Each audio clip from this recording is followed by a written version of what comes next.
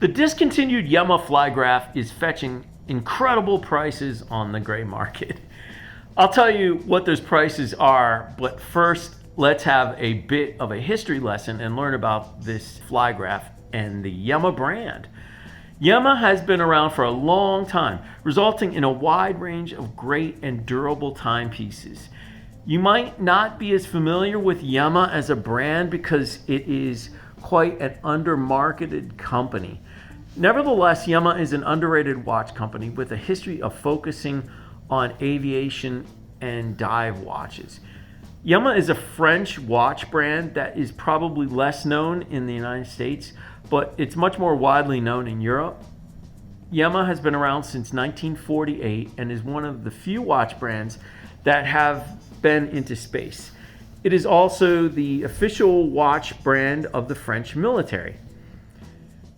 It has a 39 millimeter diameter, which is smaller than the typical pilot's watch. The 12.5 millimeter thickness is a bit bulky. That is a lot due to this watch's incredible water resistance, and more on that later. It has a 48 millimeter lug to lug, which is a good length, a 19 millimeter lug width, and sapphire crystal with an anti-reflective coating. The dial is brushed in the same vertical direction as the bezel. This creates a wood, or may I dare say a slate-like texture. It's a unique look that I have not seen in many other timepieces. The gray on black is a simple yet highly effective color choice for any pilot's watch, at least this one here. I would be remiss if I didn't mention the M1, which has a black dial. The M2 is the same as the M1, just a different color dial. On both the M1 and M2, the dial is made up of two concentric circles. The inner containing a 24-hour time display, 990 feet marking, and the YEMA jet logo, and the outer containing a 12-hour display and markers. The hands differentiate themselves by thickness, size, and shape. I especially like the hour hand with its bowling pin-like shape. The red tip on the second hand is a great touch, and it's the only color other than gray or white on the watch. The BGW9 lume is impressively bright and lasts a rather long time. The applied Arabic numbers, markers, hands, and even the jet logo are heavily lumed. The case finishing is a love it or leave it type thing. It is a bold vertical brushing that I find personally unique, and I really like it. It's nice to see YEMA trying something different here. It's highly polished on the bezel sides, and it has a high contrast black on white. Simple design, but well done, that puts legibility at the fore.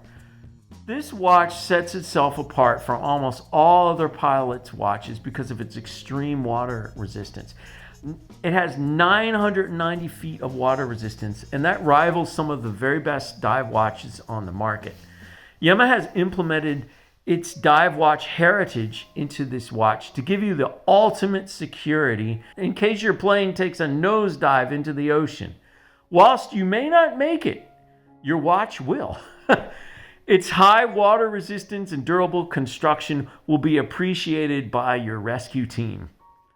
On a happier note, you can swim anywhere you'd like and not have to worry about the Flygraf being damaged. The Flygraf movement is YEMA's automatic caliper MBP 1000. It shelters behind the logo embossed screw-down caseback. It's a beautiful in-house movement that some may think to be a shame to be covered up by the caseback. The solid screw-down caseback is deeply engraved with the YEMA logo. I consider the caseback to be a work of art unto itself. However, I digress. So back to the movement. It has hand winding and hacking and beats at 4 Hertz, which means it vibrates at 28,800 times per hour, and it runs at 8 ticks per second. The result is a buttery smooth traveling second hand that traverses the gorgeous matte finish dial. Fully wound, you'll get 45 5 hours of power reserve, which is a respectable amount.